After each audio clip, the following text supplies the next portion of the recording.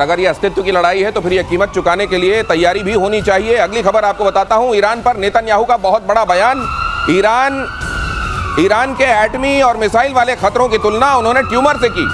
उन्होंने कहा कि ट्यूमर को हटा दिया लेकिन निगरानी होते रहना जरूरी है। नेतन्याहू ने कहा ईरान के खिलाफ ऐतिहासिक जीत हमने हासिल की है। ये कई बार यहाँ एयर मार्शल पीके श्रीवास्तव भी ये कहते हैं कि इस तरह के लोगों का जो इलाज है, और ये मेजर गौरव आरी भी कहते हैं कि इनको एंटीबायोटिक या उनको साइक्लिक कीमोथेरेपी देते रहना बहुत जरूरी है। लेकिन सर ये साइक्लिक कीमोथेरेपी कितने दिनों तक देते रहेंगे? क्या इनकी जब तक ये इजराइल वजूद अपना बचाने की लड़ाई लड़ रहा है तब तक ये लड़ाई भी क्या अनवरत चलेगी? एटर्नल है ये? नहीं, देखिए, जब तक सिंपल सी बात है, वही बात है जब हम बात करते हैं इंटेंट और कैपेबिलिटी की। आपके प्लेटफॉर्म में कई बार बात कर चुके हैं। इंटेंट क्या है उनका? इजराइल को बर्बाद करना, अमेरिका को बर्बाद करना। कैपेबिलिटी क्या है इनकी? Nuclear weapons, ballistic missiles. ये दो बातें क्लियर हो गई ऑडियंस के सामने। अब दिनेश भाई, सिंपल सी बात है कि आपने अगर कैपेबिलिटी एक लेवल से हटा भी दी, कैपेबिलिटी तो दोबारा डेवलप हो सकती है अगर आपका इंटेंट हो। और अगर आपकी कैपेबिलिटी है, इंटेंट कैन चेंज ओवरनाइट। भाई, आप में कैपेबिलिटी है बिल्कुल, और आप ये चाहते हैं कि इजराइल को बर्बाद करना। आप कितनी भी कसमें खा लें, कितनी भी कागज साइन कर लें, जिस दिन आपका दिमाग ठनका, आपको पता है मेरे पास बैलिस्टिक मिसाइल है, उसके ऊपर न्यूक्लियर वॉरंट लगा हुआ है, वो आपको बटन दबाना है। तो ये जो चीजें हैं, ये इजराइल को पता है। इतना सा इजराइल है, अगर आप मिडिल ईस्ट का मैप देखेंगे, आपको दोस्तों इजराइल मिलके नहीं मिलेगा। आप जूम करेंगे तब जाके दिखेगा छोटा सा ऐसा टुकड़ा इजराइल। उसको गायब करना बड़ा आसान है अगर ईरान के पास न्यूक्लियर वेपन्स आ गए तो, और ये कभी नेतन्याहू होने नहीं देगा।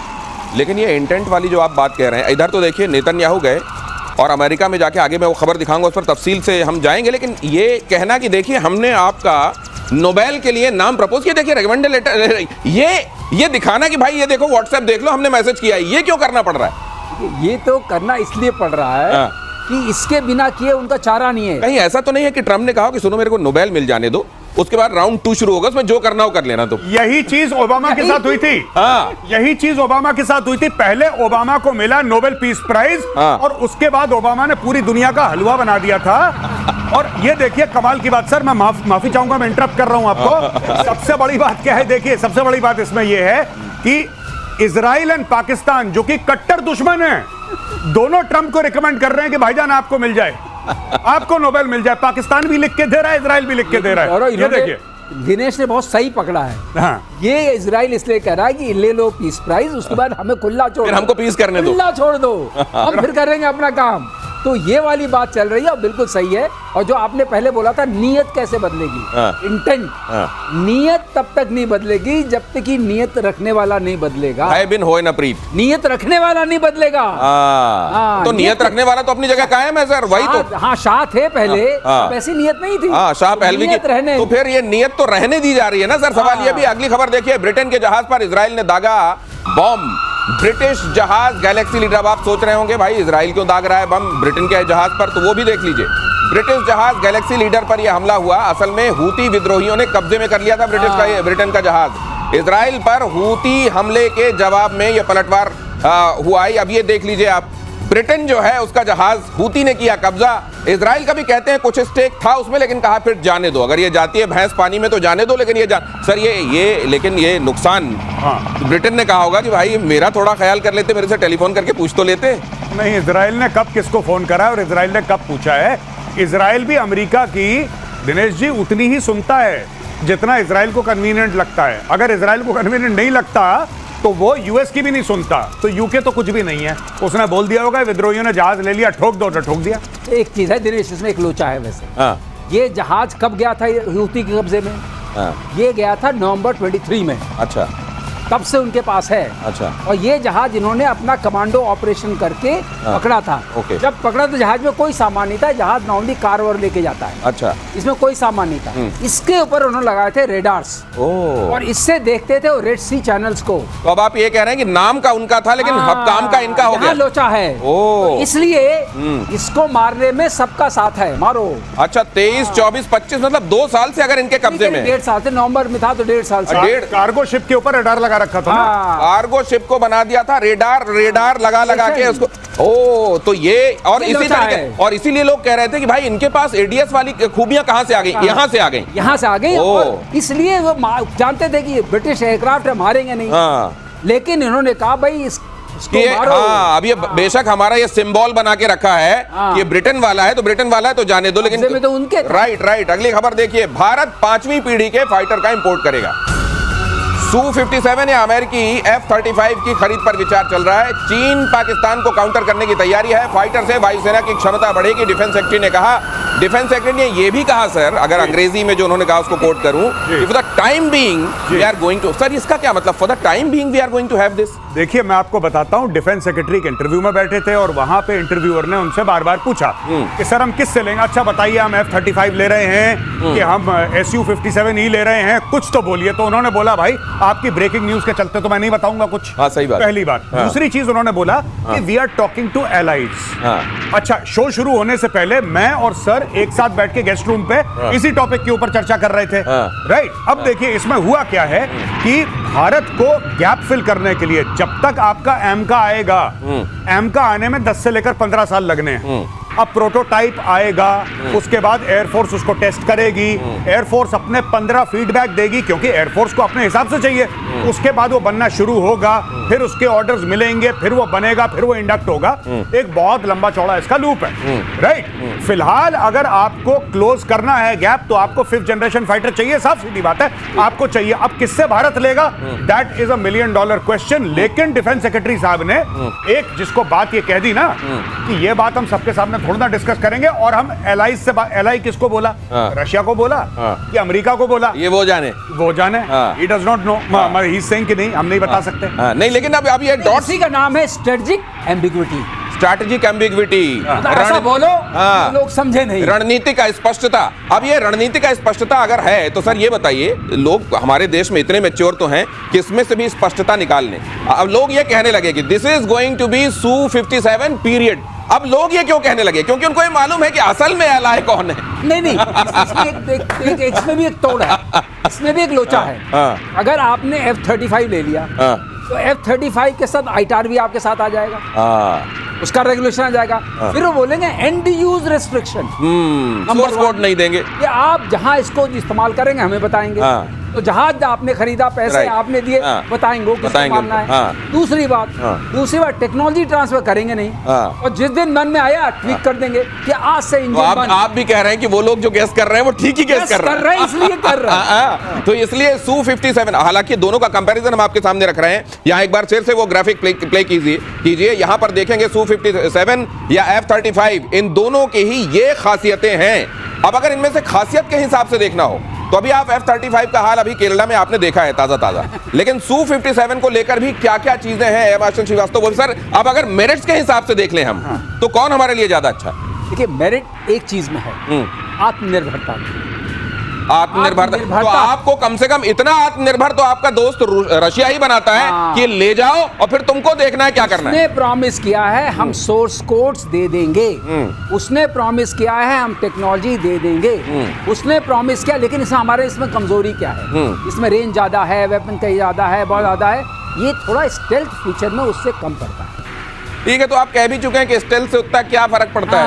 अब आपको मैनेजमेंट करना है, तो आत्मनिर्भरता सबसे बड़ी चीज होगी जो हमें जियो लोकेट करने देगा, जहाँ हमारी प्रोडक्शन मिलेगी, हमारी इंडस्ट्री डेवलप करेगी, वही हमारे लिए कारगर है। तो एक चीज कह लूं मैं, प्लीज। मैंने इसके बारे में ट्वीट करा था और मैंने ट्वीट में यह बोला था कि आप अमेरिकन इक्विपमेंट जो है वो रशियन इक्विपमेंट से ज्यादा रिलायबल है, लेकिन रशियंस जो है वो अमेरिकन से ज्यादा रिलायबल है। ये बात है। अरे वाह, क्या बात कही है, सही बात। ये कहा जाता है कि अमेरिकन टेक्नोलॉजी जो है वो ज्यादा रिलायबल है, सोफिस्टिकेटेड है, हालांकि रशियन टेक्नोलॉजी को रगड माना जाता है। दिस इज अमेजिंग, है ना।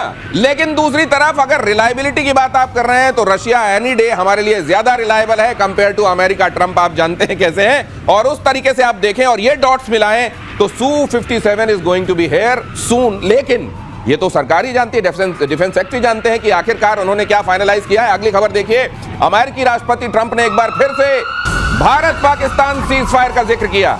ये भाई साहब लगता है सारे रिकॉर्ड तोड़ देंगे, एक Guinness book of world record इसको भी शामिल करेगा कि इतना मेंशन कभी किसी राष्ट्रपति ने नहीं किया। कहा अमेरिका के हस्तक्षेप से हालात काबू में, व्यापार के दबाव में युद्ध विराम। ट्रंप ने कहा, सर मुझे एक चीज हाथ जोड़ ले रहा हूं, व्यापार ने लाचार कर दिया है। ये बड़ा ये क्या इन्होंने सर महीने भर के कैलेंडर में गोले लगाएंगे? इस दिन 8:37 पे यही बात कहनी है, उस दिन सुबह ये बात कह दी, ये कितने बार ये बात करेंगे? पता नहीं, मुझे लगता है ट्रंप के साथ कोई प्रॉब्लम है और ट्रंप चाहता है कि भारत दोबारा पाकिस्तान को ठोके और फिर जब लड़ाई बंद हो बोले कि मैंने एक एक लड़ाई में 2-2 सीज फायर कराए। ये पता नहीं क्या चाह रहा है। ये 18-19वीं बार बोल चुका है ये। I think it is close to 20 times.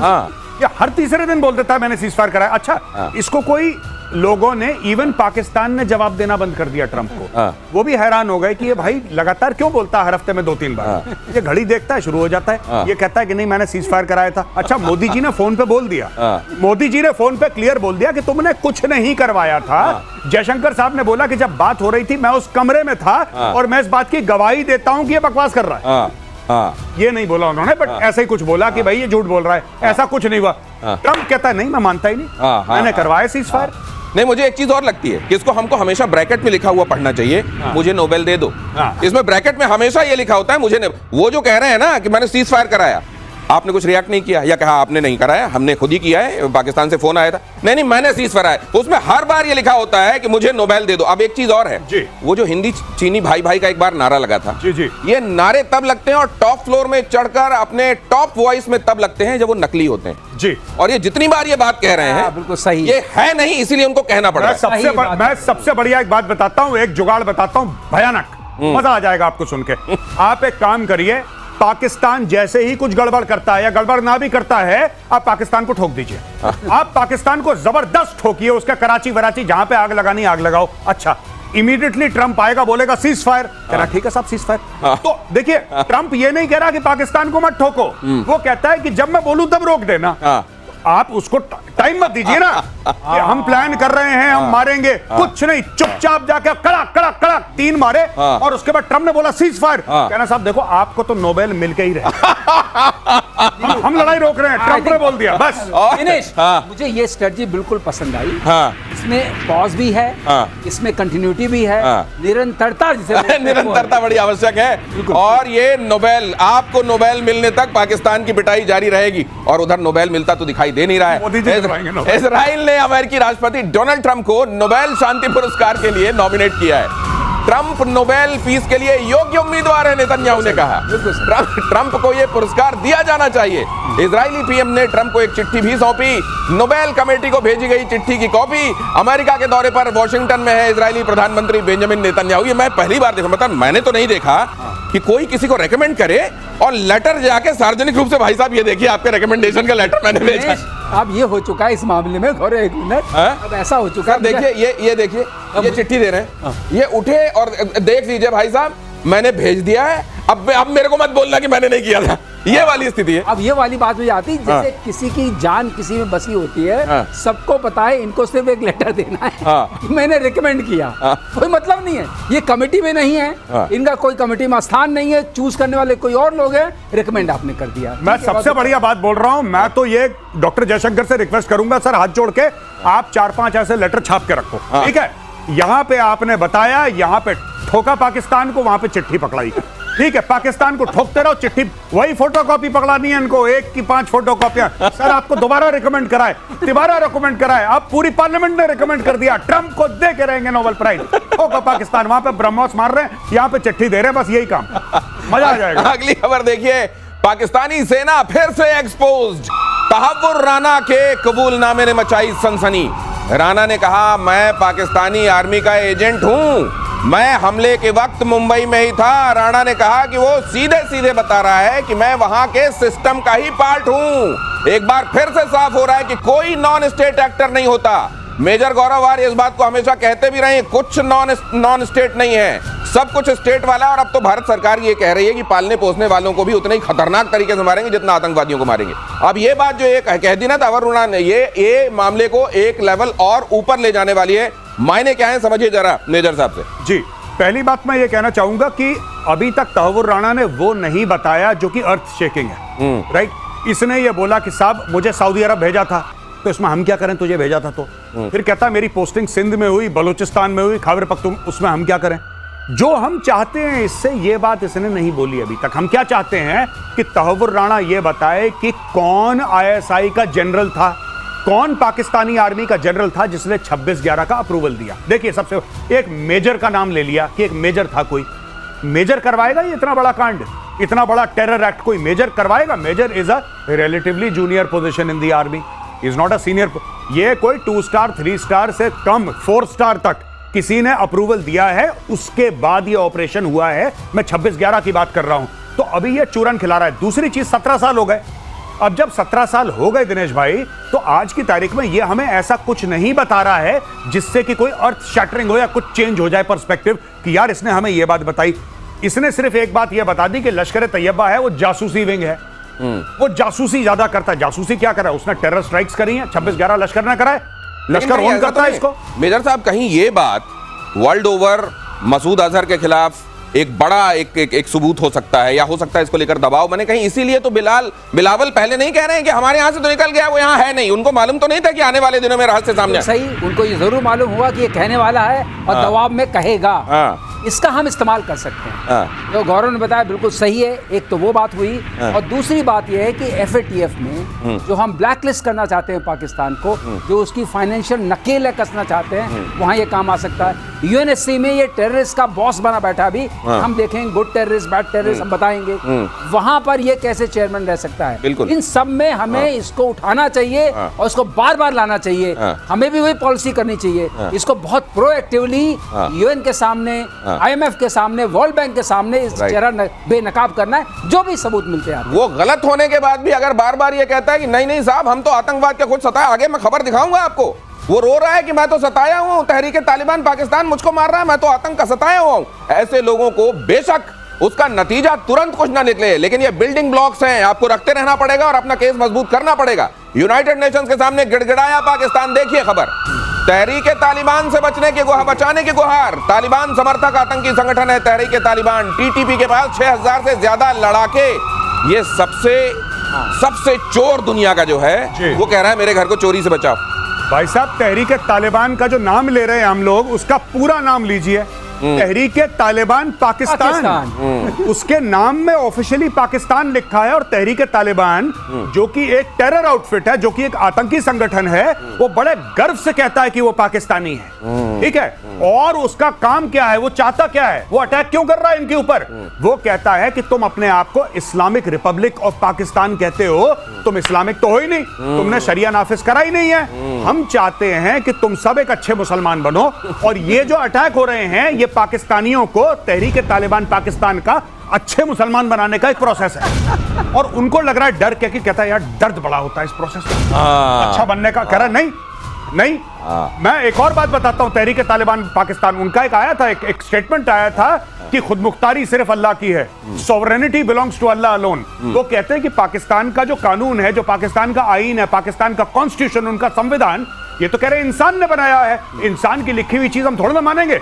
हमारे पास तो अल्लाह की दी हुई किताब है, हम उसको मानेंगे। That should be the constitution of Pakistan.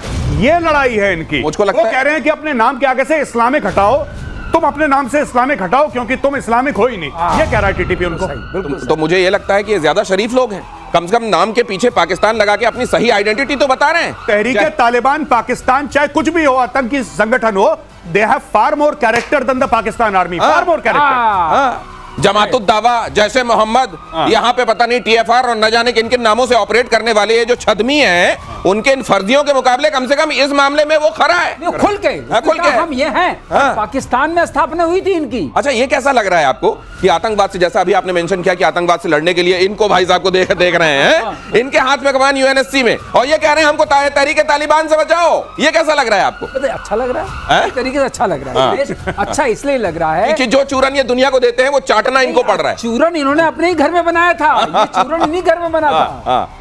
अगली खबर देखिए, भारत के राफेल से चीन में दहशत। फ्रांस से खोली चीन की पोल, राफेल को बदनाम करने की रची थी साजिश।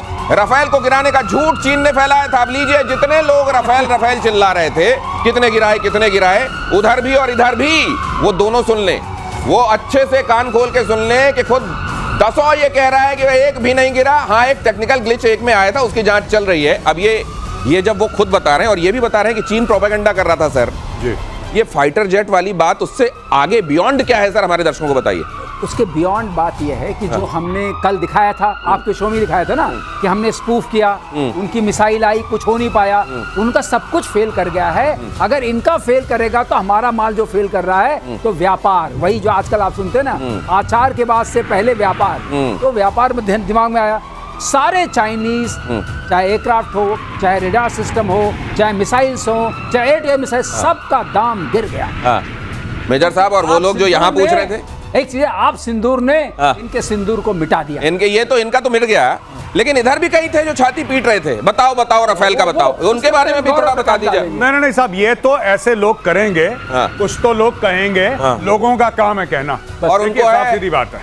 क्या विपक्ष में रहना हमेशा के लिए, या विपक्ष में भी रहेंगे कि नहीं? अगली खबर देखिए, ईरान पहुंचा चीन का कबाड़ HQ-9, चीनी एयर डिफेंस सिस्टम HQ-9 तेल के बदले ईरान ने, सोचिए, पैसे नहीं दिए, तेल। भाई साहब, जैसे वो गेहूं, आप याद है पुराना वाला, कपड़े ले लो गेहूं दे दो टाइप से, इन्होंने कहा हमारे पास तेल है, तेल ले लो, लेकिन HQ-9 दे दो। उन्होंने कहा कौन सा, वो पाकिस्तान में जो इंडिया ने ऑपरेशन सिंदूर में जिसका चूरन बनाया था, हाँ वही दे दो, दिखाने के लिए कुछ तो रहेगा। तेल के बदले ईरान ने खरीदा HQ-9, ऑपरेशन सिंदूर में फेल साबित हुआ था। ये फिर भी क्यों खरीदा? उधर इजिप्ट का समझ में नहीं आ रहा है मुझको, एक इनका भी समझ में नहीं आ रहा है। देखिए साहब, इनके पास था नहीं कुछ, इनके पास था नहीं कुछ, और क्यों इन्होंने HQ-9 मांगा है?